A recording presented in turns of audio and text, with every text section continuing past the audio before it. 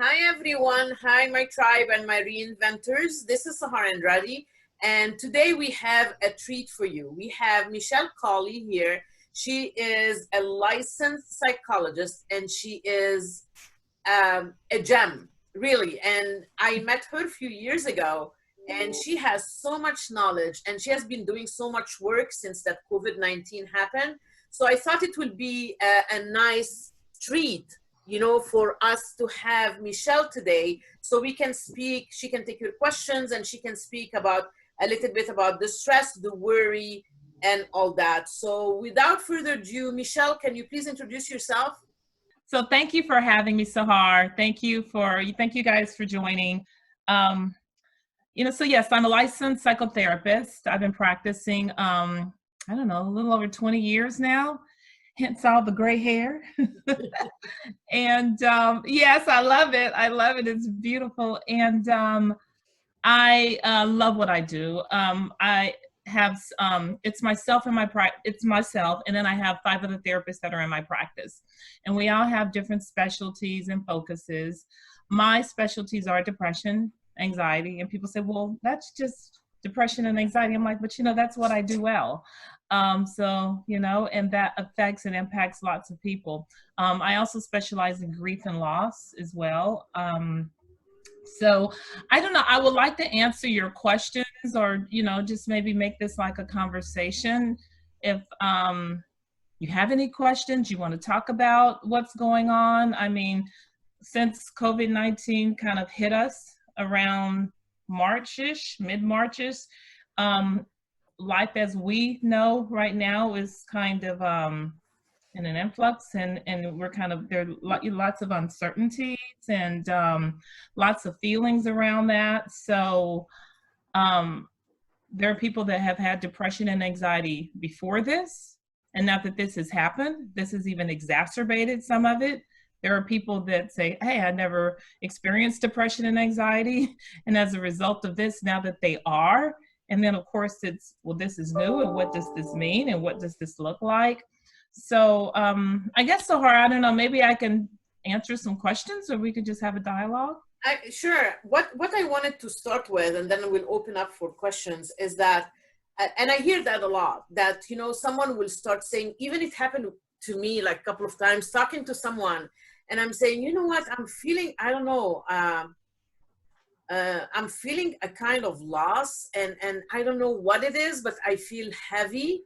Mm-hmm. And then the answer that I get is, you should be grateful because a lot of other people are not doing it. So all of a sudden I feel like guilty, and I feel like kind of shamed, that I felt that way. Like in the beginning I said, oh my God, my hair, my, what I'm gonna do with my nails, you know what I mean? Exactly.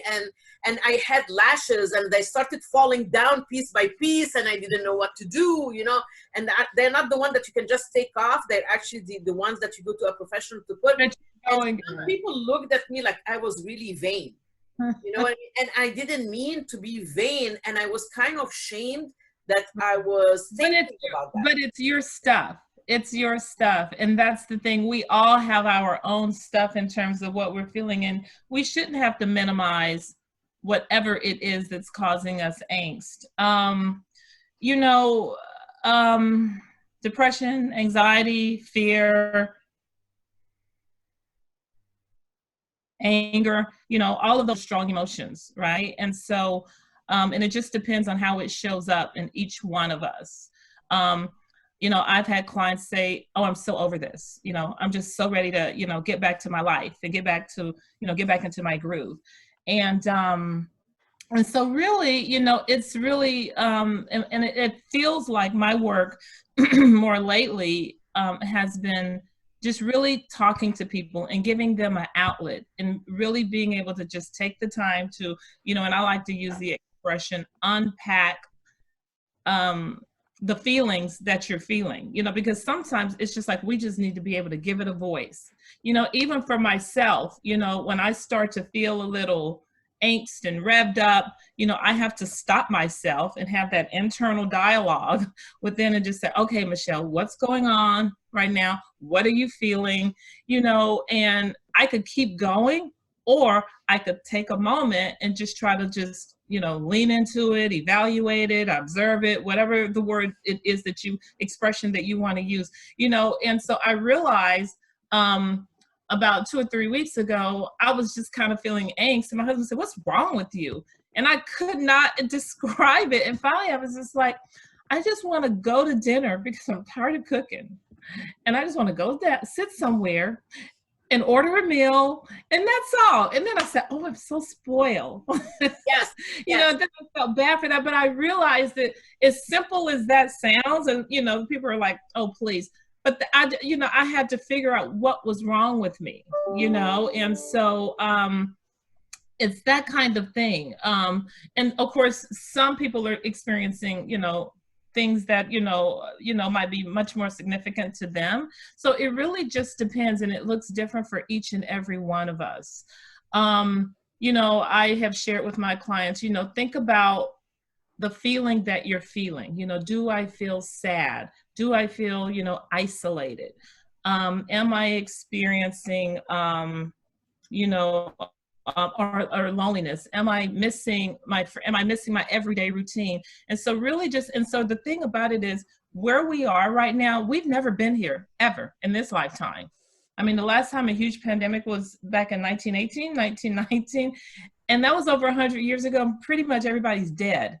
So, with that, this is something new for us, and whatever happens moving forward, and whatever this new normal becomes, it's an adjustment for each and every one of us. And I know, and it feels like people come in because they want an answer, they want a solution.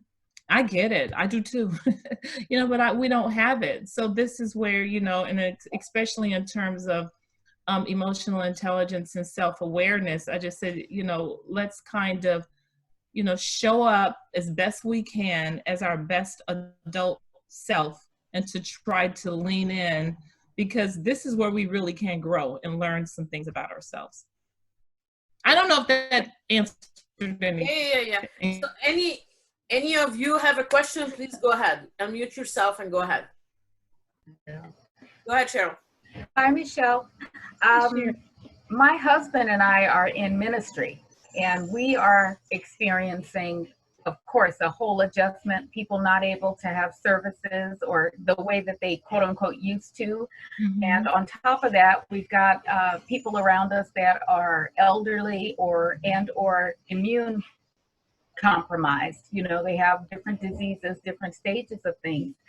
And one of the things that I've been sharing with them and letting them know is that even though there are people that are physically losing loved ones and friends, and the whole world is being impacted by the loss of almost 80,000 people, mm-hmm. that it's okay for us to grieve for our lifestyle. It's okay for us to grieve because our eyelashes have fallen off, or because our nails need to be done, or because, your hair won't do what it's supposed to do because you haven't been able to go. But that is okay to grieve our normalcy, what we consider to be our normalcy. Right. That's a real feeling, and that it's okay to process that. Is that what you're saying? We can continue to have that feeling and to assure others that they're not crazy, that their depression or sense of loss or sense of anxiety. Right. That's right. Because, loss when we hear the word loss, we think of death, and that's the per se, the main sense of a loss. And so when someone that we know, that we love, has died, mm-hmm. there is a sense of grief. I mean, grief looks different for everyone, but not just in terms of death. There are multiple losses, just as you just shared. And so with that, there's loss of a job, there's loss of revenue, there's loss of, like you said, the life that we knew it before, our mm-hmm. independence. And so that has to be grieved, because usually that's what gives us meaning. That's what gets us going every day and gives us purpose, or, brings joy. And so when we're going along the way and all of a sudden that has come to an abrupt stop, it's hard. Mm-hmm. We're just supposed to say, okay, now what? And so it's really about, you know, I share with people, you know, just try to process the, you know, because, you know, we want to jump through the process. I always feel like we are, you know, our society is, we want what we want when we want it, which is usually right now. Yeah, the microwave.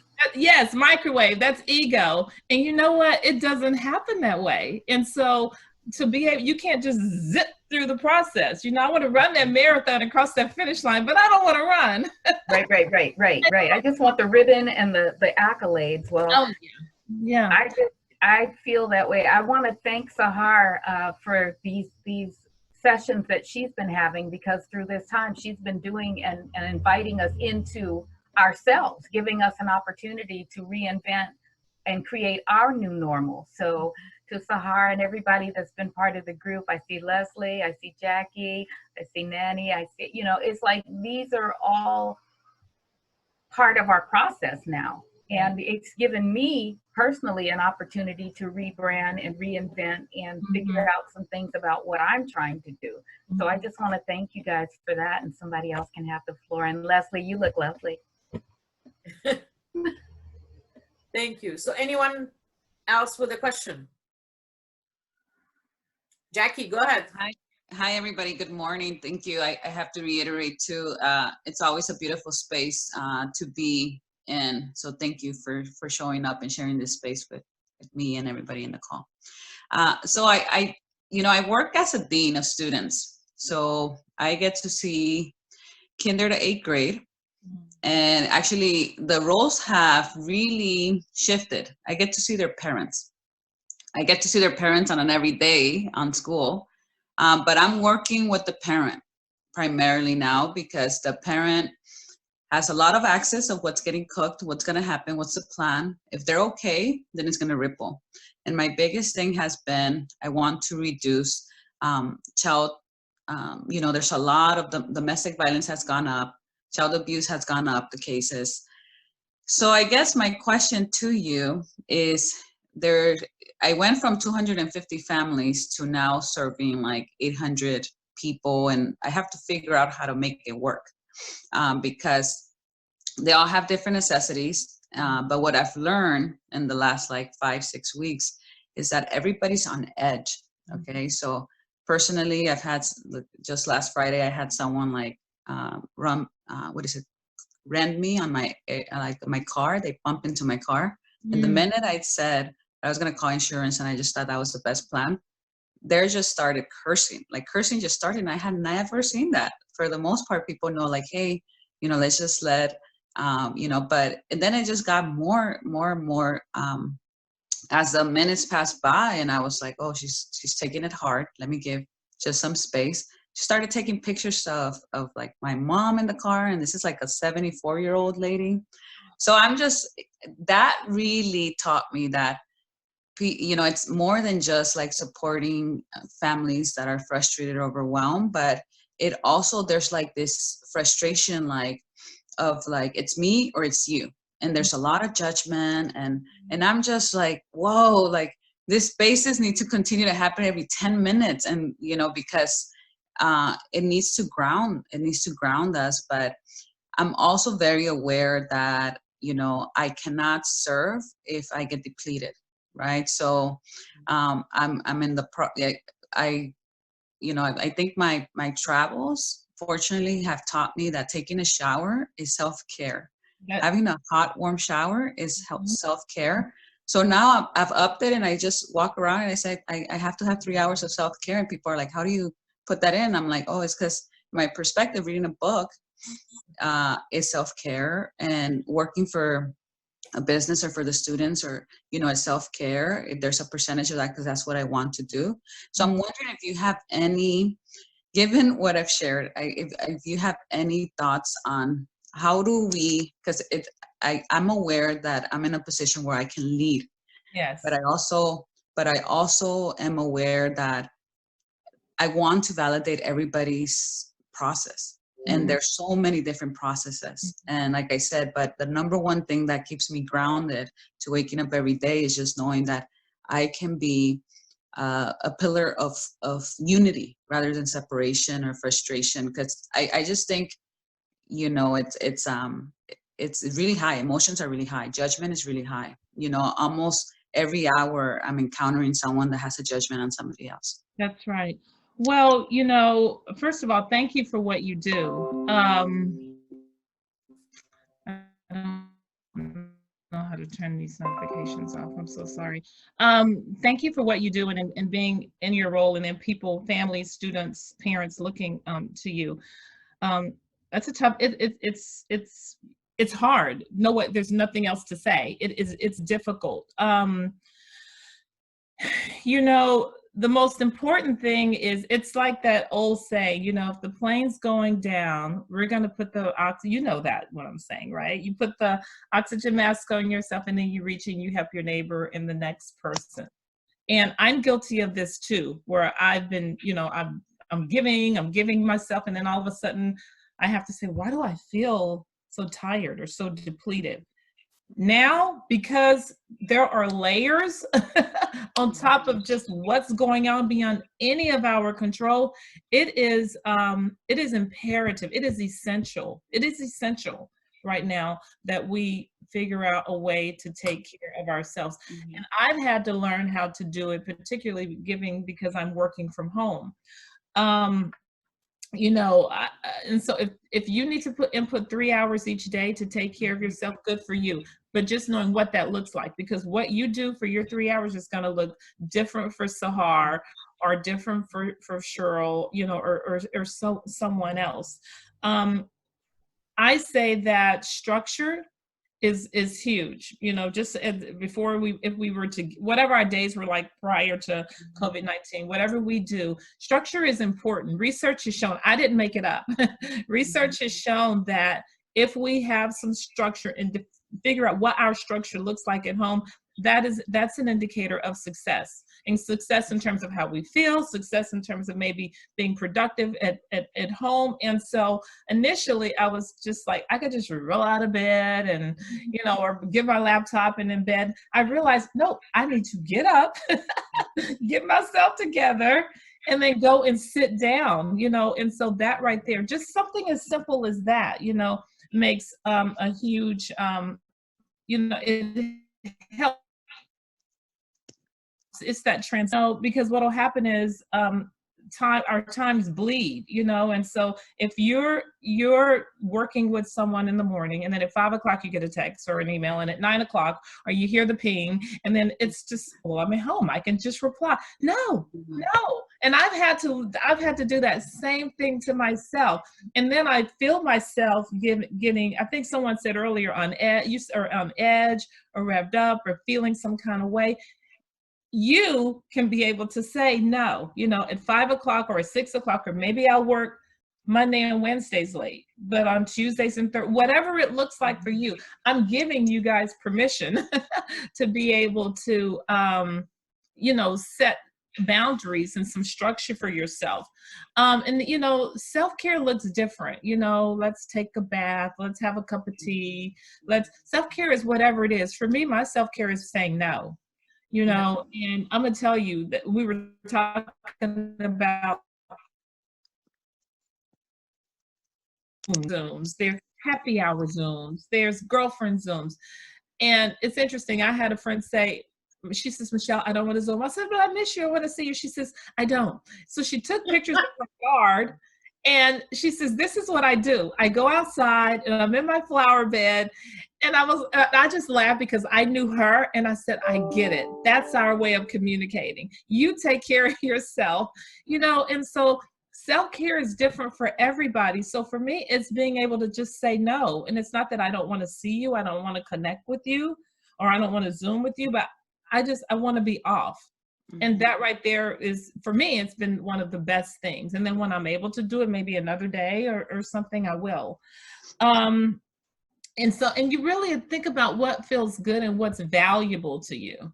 So my time, my quiet time, so that I can replenish and regenerate, because it's just not going to happen, because remember, we are in a stressful time right now, aside from just what's going on anyway with that, with us. Thank you. That's very helpful. Like I said, like when I start seeing, we can get anywhere on average, like 5 to 10 parents shutting down on any week. And I almost was just want to, like, I work with kids, so it's almost like, hey, let's breathe together. But at the same time, I have to make the disclaimer, like, hey, I'm here to collaborate with you for your child's success. And I also, I don't have that skill set to walk them through stuff.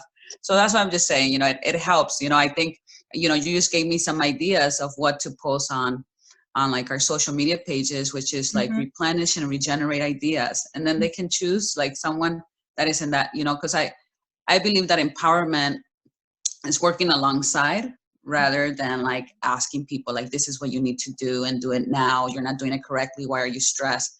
Because there's a lot of energy there, like we should just appreciate everybody in their process. So thank you. Very helpful. Definitely started. You helped me keep my creative, I that's the thing. I think on a personal level, believe it or not, like this is kind of like a mini vacation. And I know that people have kind of told me, what? Don't say that out loud. And I'm like, oh yeah, I forgot. We're in the judgment zone right now. But exactly. But really, I'm a one-parent household and I have like 2 businesses I run, and then I'm still a dean, and then my son is 9 years old. But it's like, when else have I been next to him? Yeah, that's multiple jobs. And so what I say to my clients is, how can we reshift just a little bit, a little tweak, a little pivot, whatever you want to call it, our thinking. And so, as and I think someone said it earlier, if we were our normal routines, it's get up or get out of the house and, do whatever you're doing on a daily basis. But now that things are different, really, we think about what's going on. Our real jobs right now is to, take care of ourselves and not get symptoms and get sick, and then die. That's really what's going on. We want to stay healthy. The secondary aspect of this is the depression, the anxiety, the loneliness, the isolation, the fear, the stress, and all of those things. That is the secondary aspect. So the first part is, the physical symptoms and, getting sick. But the second, which this aspect, the second aspect of it is lingering. And, and so what happens is there's probably going to be a lot of trauma along the way after this is all said and done. And so if we can even give ourselves permission, it is essential. I was talking about it's essential to be kind to ourselves right now, and just understand that our regular routines change, which how they always have been. And so with that becomes stress, and with stress it really does fire up our nervous system. It's a strain on our physiology. So we have to be able to, or not that we have to be able to, but being aware of that is just saying, okay, I something's going on here, or Did you lose Michelle? She's frozen. Yeah, I can't even see her picture. Let's tap. Yeah. Yeah, she's out. She's probably gonna sign in back. Yeah, she's, by the way, guys, Akila is a psychologist also. She has a PhD in psychology. Hi, Akila. We are having a webinar on June 1st about mindfulness, during this COVID time. And next Tuesday, we are having Victoria doing manifestation, law of attraction, and positive thinking. Look at you, Becky. Yeah, so it's we are trying to come up with things, that are positive, that will keep us going on. So this is like you said, this is like, I'm trying to do it as a safe space. And I wanted to ask your permission if I can share this video, because I know you guys, this is you, so I need your permission first. This might help other people, going through it, but if you don't want me to, I'm fine with that. I'm good with it. I'm good. Okay, great. So Okay, so like we were saying till Michelle tries to get back, and probably Akila can help here too. You know, the sense of loss that we are going through, and like you said, I guess people are so there are so many things going on, and like you said, Jacqueline, like that woman that had the car accident, and then all of a sudden, you know, she started screaming and yelling, and I actually applaud the fact that you did not overreact, but you actually went into your empathy zone, you know, of self-awareness, you know, that says, okay, that's not about me, that's actually about her and what she's going through. The fact is, I don't think a lot of people do what you do. You know what I mean? Because we are all stretched to the max.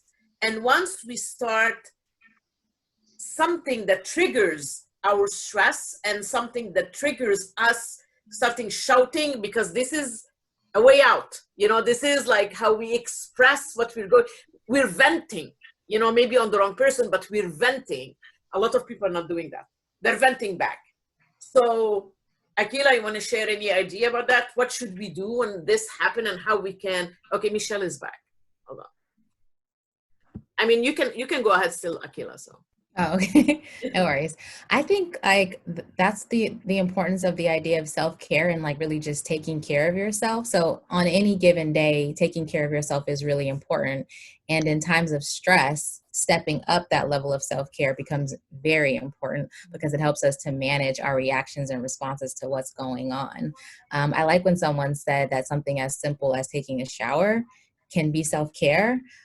Particularly when we're very mindful about that action, we really pay attention to it. So sometimes, you know, I take a shower and I'm thinking about what happened yesterday. I'm thinking about what I have to do after I get out the shower. And then it sort of loses some of its rejuvenation by having my mind focus on everything else. But the times that I really just stand in the shower and appreciate how it hits my body, the way that it feels, afterwards, I feel really replenished and I'm able to better navigate what's going on. So if I got a call from someone that was really elevated, or if someone, you know, said something that was upsetting to me, I'd probably be less reactive to them if I had done that prior. So I think, and I really think the idea around schedules and planning can be helpful. So having some sort of routine that's flexible can help you manage yourself during times of stress, and just sort of the idea of safety planning. So maybe our number one priority is about our physical safety as well as our emotional safety. But if we can safety plan around what can I do and what am I doing and what are people around me doing to keep us safe, that can help you with reality testing, bringing your anxiety down. Like, okay, me like really, really thinking about COVID-19 all the time. Maybe I don't necessarily need to think about it all the time because these are the ways that I'm keeping myself safe, and I can feel a little better about that. And having a plan, if I do end up with the virus or someone in my family has the virus, what am I going to do? Who do I call? Where's the testing center at? How can I isolate? How will I still socialize? And then the last piece around stress, I think particularly around this part, is social support. So I know it's called social distancing, but it's not really social distancing. It's really about physical distancing. It's distancing, like distancing a distance, or physical distance. Physical, exactly. But we really need to be socially connected now more than ever to manage the emotional aspects of that. And so finding ways that you can be connected to loved ones as well as sometimes taking that time for yourself is like a balance, and only you know what that balance is. And when the balance is off, you figure out how to recalibrate.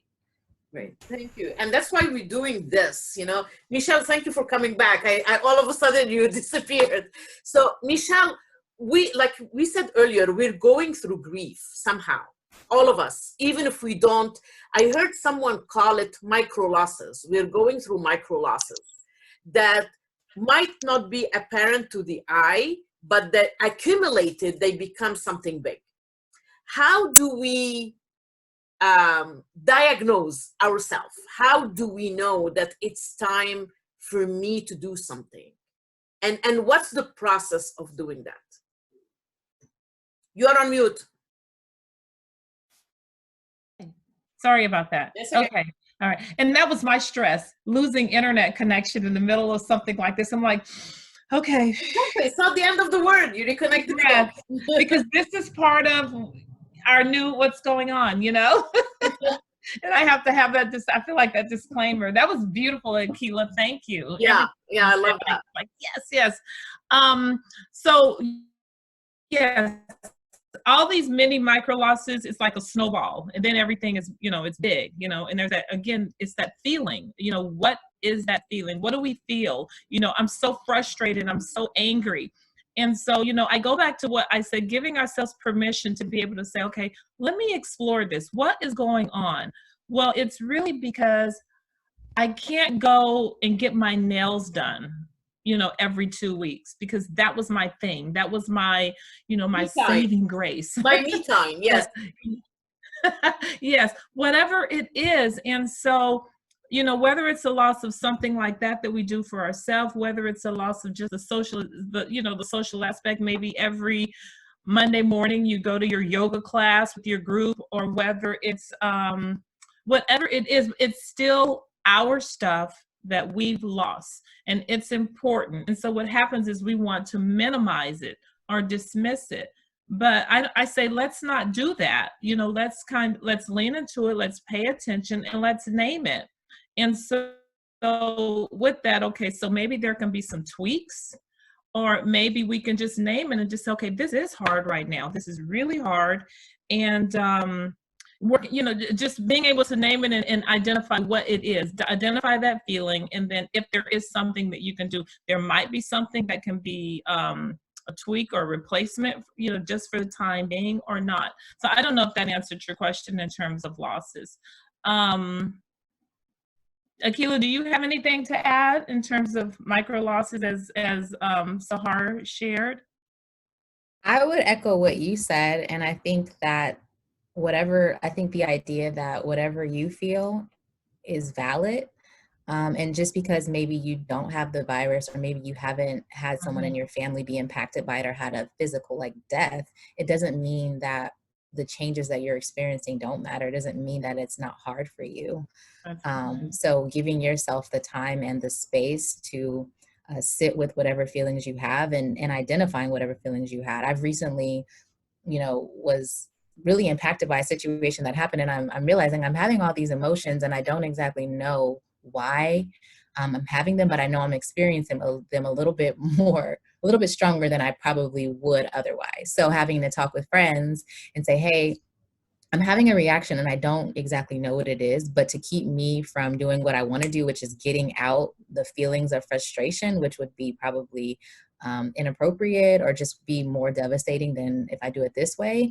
And sort of unpacking whatever those emotions are. And then after, I think sometimes it's helpful to understand what we feel so that then we can move and accept what's going on. And I think just being creative around some of the losses. So I've really been encouraged to see that I've seen people have, you know, these graduation ceremonies, maybe that at a distance, or have these drive-by parades, because, you know, having not being able to go to your wedding, for example, or your friend's wedding, or not being able to graduate the traditional way, not being able to have a baby shower, like these are real everyday things that we experience, and they have to do with like transitions. In transitions, we as humans create routines to honor these transitions. And so when we don't have them the way that we're used to, we have to be creative around how to do that. And I say it's okay to celebrate right now. So it's okay to have a birthday party. You just have to do it differently. It's okay to have a baby shower, but you got to do it differently.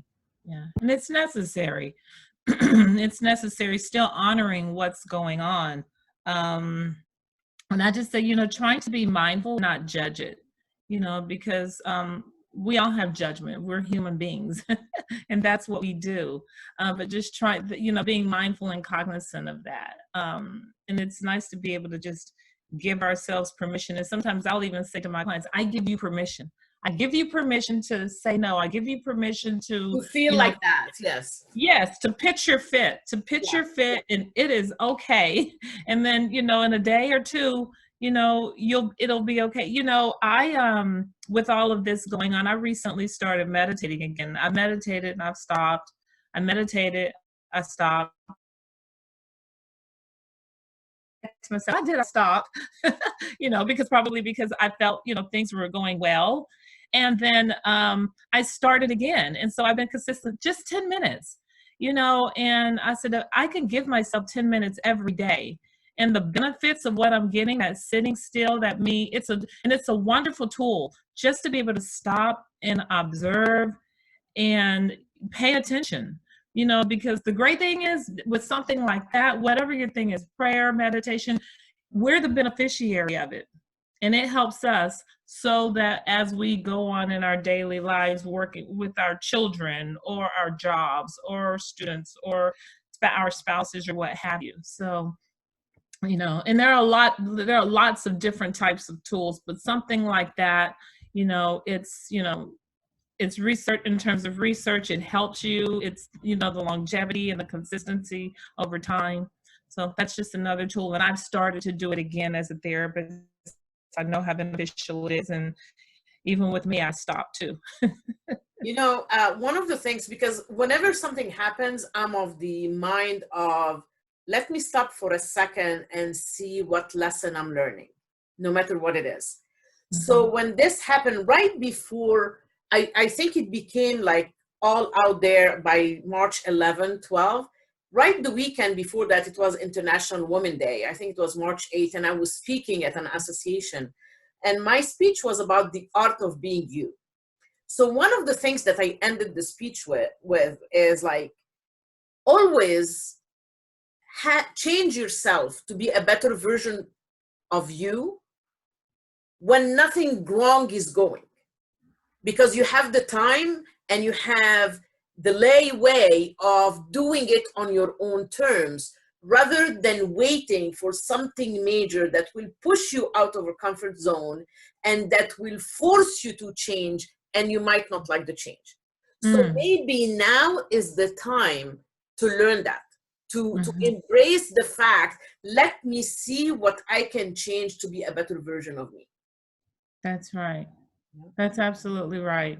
Yes, I agree. Everything that you just said, whether it's a forced change or whether it's something where we've made the decision and we're going to start, in our own time. And it's so easy to not change, and oftentimes people resist it, because we don't want to, or it takes work, it takes energy, it takes effort, or sometimes it's painful. And so again, it goes back to let's look at it, observe it, evaluate it, try to explore what is it about that I'm resisting. And so I ask my clients, so this is where you are today, right here, and this is where you want to be. And so what's your plan from getting from here to here? Because if you do nothing, you know where you are today. Yeah. But if you want to be able to do here, get to this point, there's going to be some type of work, emotional work, mental work, some changes. It just doesn't happen. And so, I always, present, why not start just one thing at a time? You don't have to start 20, because if you start 20 different things, you're going to get overwhelmed, and then you're not going to do any of them. Let's just be real.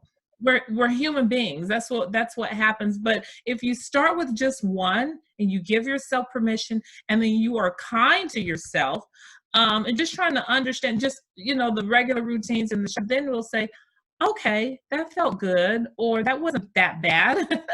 And, as opposed to, being in that sometimes when we start to, when things are so overwhelming, we get into that negative headspace. And it's easy to spiral down real quick. But, if I say, okay, well, you know what?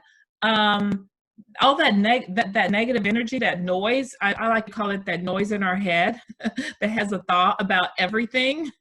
And sometimes I'm like, okay, let's just be quiet. It's not real. And so you stop that noise, stop those thoughts, because usually there's no actual basis on it. You understand what I'm saying? And so then if we stop it and just say, okay, the fact is here, I'm here and I want to do this and I want to make a change, just one thing at a time. And what happens is we will, it will benefit us. Absolutely. Nani, do you have any questions? Vico? Yes, no? Nani, go It's ahead. been really enlightening. I'm sorry, Nani. I just wanted to say that, and I agree with everything that you've been saying so far. Taking into consideration your own feelings is so important. You don't need validation of not even your significant other, because I was diagnosed with ADHD in a young age, and my parents didn't really know what that all means. And I recently discovered that I tend to react emotionally very big in comparison with how other people react. So I thought that I was being, dramatic, or I was exaggerating because people normally don't react this way. But I started to understand that that's okay for me, because that's how my brain works, and I'm not less of a person. My feelings are not less valuable because I react that way, or because some people might feel like, oh my God, you're being super too much right now. And I'm like, okay, this is my way of being. If you don't like it, you can just give me my space. I will calm down, and then I will be able for you to return. But it's like that. You have to be able to give yourself some space, and to tell yourself it's okay, to hug yourself and see you as your best friend, because if you don't do it, you're gonna have to live with yourself for the rest of your life. So That's right. Exactly. Thank you, Vico, for sharing that. Really. Yeah, thank you. that's right. Nani. Yeah. Hi, thank you so much. And Sahar, again, it's always a pleasure being in this space with you. And Michelle, thank you so much for co-leading this. I've always enjoyed these groups that we have. But today was extra important because I think, as everybody's mentioning, right, there's a lot of anxiety, a lot of stress, a lot of uncertainty. But I think what kind of keeps me calm is understanding that we're going through this together. It's not me, and this is something that we're sharing. And I think it's kind of like the situation has allowed us to create like a higher level of consciousness, so that we can pause for a little bit and say, you know what, like let's just pause, and appreciate, even in the darkest times, just appreciate what we have, ourselves, our family, our health, our home, and even through the struggles, we have each other. And I'm just very grateful to have this group. And one of the tips that helps me, and I don't know if this might be helpful, but it resonated with me when Michelle mentioned that meditate, pray, or just pause for a minute, do whatever it is that you need to take care of yourself, and get you back into that right space. And one of the things that I do is pray, and I pray all the time. I'm praying. I'm grateful for everything, and I'm going through a lot of changes through COVID-19 and how it's impacted businesses. So, and I feel that when things are going in the right directions, you're just getting that support and just getting that little nudge, like keep on going. And that's how I feel with just kind of starting with Sahar and all these amazing presentations that you've given, and Michelle and Akila and Cheryl and Jacqueline and Victoria, everybody who's been participating. It's just been beautiful. And I think, like Jacqueline mentioned, she feels like she's on a vacation. I kind of feel the same way, and more of like, wow, I'm so blessed to have this time, because we normally don't have that time. We're like running here, going to grab a coffee, going to dinner, working, and so we don't have time. And I'm just so grateful, because I'm grateful to appreciate like this chaotic world that we're in right now, because it actually brings me harmony, because I'm getting to better myself and strengthen myself and meet this beautiful group of women. I think today I don't see any men on the line, but it's just a beautiful thing. And Abby's here. Oh, Abby, men and women. So and everybody, everybody. Just so grateful. Thank you so much. Yes. Yeah.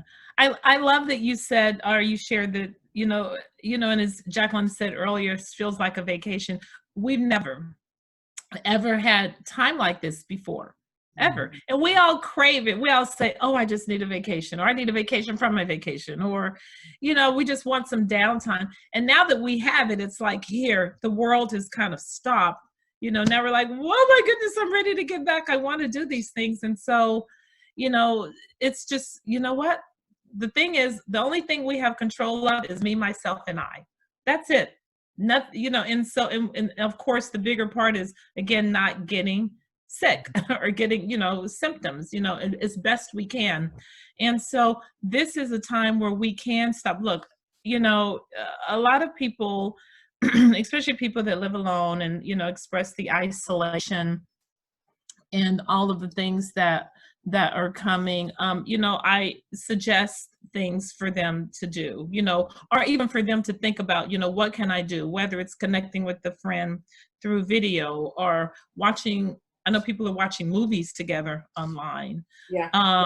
Calling people, that reach out to people. I've talked to people that I haven't spoken to in 5 years, and it's been great, you know, not long drawn out conversations, but just the connection. And it brings a smile to my face. Playing games online, and even I have a 7-year-old, and so, you know, she's just like, Mommy, when is this coronavirus going to be over? And so finding, you know, unique ways for her, because it's hard for children. I mean, you know, as dean of students, but, you know, and all of those other things, you know, painting and coloring and reading and writing, playing board games, Monopoly. Those are things that we pulled out. But we're finding those things, but what happens is sometimes people are uncomfortable with all the thoughts in their head, you know, and so again, you know, I just can't suggest direct them somehow, and whether you need to talk with someone about it or you're able to do it on your own, but really trying to just look at those thoughts, you know, as, you know, I'm this person and those thoughts are something else, and I'm observing them, if that makes sense. Yes. You know. Yes. It's like you're not your thoughts. You just experience your thoughts. It's not. That's right. Thank you, Sahar. Yes. Thank you. Yes. That's right. That's also actually one of the things that I have done the last year is I got myself certified in it's called Ho'oponopono. I can never say the word right. It's something that has to do with the old Hawaiian tribes, you know, and they have a mantra. And it's based on the fact that you're talking to the divine, and it's not religious, but you're talking to the divine, and you are kind of taking responsibility even of things that happen not only to you, but to other people as well. So there is a mantra that they say that you keep repeating, and it brings me peace. So that's why I want to share it with you. It's thank you, I'm sorry, please forgive me. No, I love you, I'm sorry, please forgive me, thank you. And it's a mantra that you keep repeating, you know, and it has been giving me such peace, you know, so I just thought to share it. Okay. I couldn't quite hear. What I said is that the hope, it's a mantra that you keep repeating that grounds you. So it's I love you, I'm sorry, please forgive me, thank you. So you're talking to the divine. You know, and you say, I love you, I'm sorry, please forgive me, thank you. And just keep repeating it. And I have tried it in few things. I'm like, okay, this is what and even before COVID-19, this is what I'm going through right now. So let me try to diffuse it, if you want to call it. And it does work, you know, but I also believe in it. The doctor is from Hawaii that did it. And he was in charge, he's a psychologist, and he was in charge of treating, I think, 11 or 21 very violent prisoners. And he was able to heal them without even laying eyes on them. Wow. Just by doing that. So it's the mantra. It's like cleaning. He calls it cleaning. Powerful. You know? It's like, yeah, it's huge. And I tried it myself, and that's why I wanted to share it with you. That's a good one. I like that. Yeah. And it's like praying in its own way and meditating in its own way. So Michelle, before we let you go, can you give like 2 or 3 things that we can do every day when we wake up, like part of a routine that can help us go through the motions of the day? Sure. You know, and everyone wakes up. I wish it was so black and white. Everybody wakes up and we have, you know, we feel some kind of way. Whether you wake up and you're like, oh, I feel so rested, that was great. Or you wake up and you're like, oh my God, I have to do this and this and that. You know, it's just different. But, you know, starting with, and look, I can say this because if I can teach this to a group of 4th graders that, you know, have been pegged, per se, rambunctious, you know, whatever that means, I know that we can do it as adults and even teach it. So when we first wake up, 2 minutes, 2 minutes. Just sit there and just do some, I call it breath work, but really some deep belly breaths. And so what happens is starting from your belly, from the diaphragm, you take a long inhale, and then you hold it for 3 to 4 seconds. And remember, it's not in your shoulders. Oh, okay. It's all in your belly. It's Okay. all in your belly. So it's like you fill your belly with air, and you take a long breath, you hold it, and then you blow it out slow.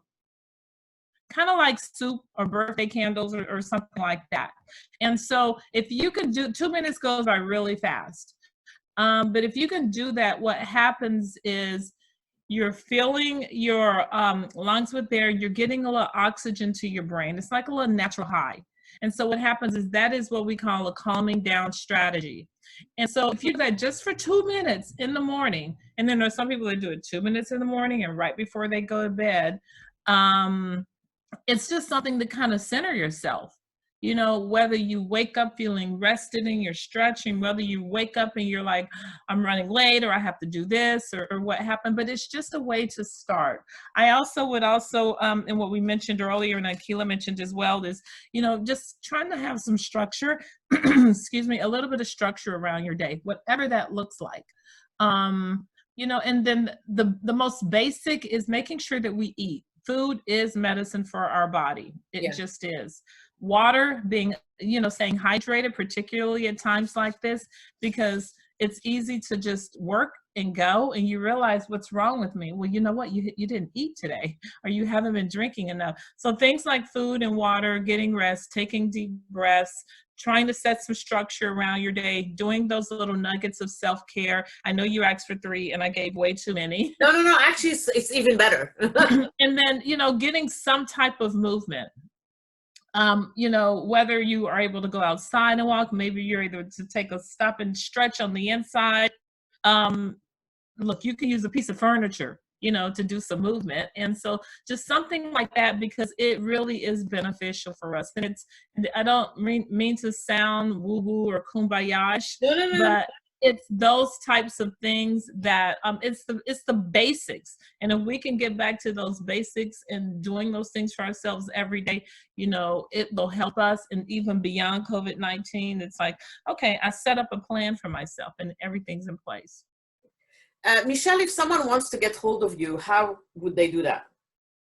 So our website is Cauley, which is CAULEY, and then the word associates, all spelled out plural, CauleyAssociates.com. And my email is Michelle, my first name, MICHELLE @CauleyAssociates.com. And again, it's myself, and then there are a few other therapists, and everyone has different specialties and focuses. So great, thank you. So the email is Michelle, MICHELLE @Cauley, CAULEY associates.com. I have known Michelle for a few years now, and it just like, and I love, I really love what she does. So before I thank you, I just want to remind everyone that next Tuesday at 10 a.m., we're having how to turn negative thinking to positive thinking. I'll do that part. And Victoria here, Vico, will do the manifestation and law of attraction part. It's at 10 o'clock next Tuesday. And then Wednesday at 10 a.m., I have the Ask Me Anything webinar that we do every week. And then on June 1st at 9 a.m., we're having a webinar with Akila here, and she is going to help us with mindfulness and how to be mindful and grounded during the time of COVID-19. I'll probably add something in the middle, but just to let you know, I'm trying to get the Wednesday Ask Me Anything ongoing space, so we can be there. So Michelle, I can't thank you enough. Thank you, Sahar. Thank you for having me. Thank you, ladies. It was so nice to meet you guys, all of you. And Akila, thank you also for your insights today. And I can't wait till we do the webinar together on the 1st. Yes. And Vico, I can't wait till we do it next week. So if you guys have any idea, that you want us to do in our space, please let me know. And whoever is in the group, I'm going to be posting this video later on in the group. So probably by tomorrow after I edit it and put it on it. And I'll probably release it as a podcast on MP3 as well, because I believe whatever we discussed today is like every single person is going through it to a certain degree, and hopefully this will help someone. Yes. Yeah. Thank you. Thank you so much for this. Okay. Thank you. Have an awesome day. Bye. Have a beautiful day. Everybody. Bye-bye. Yes.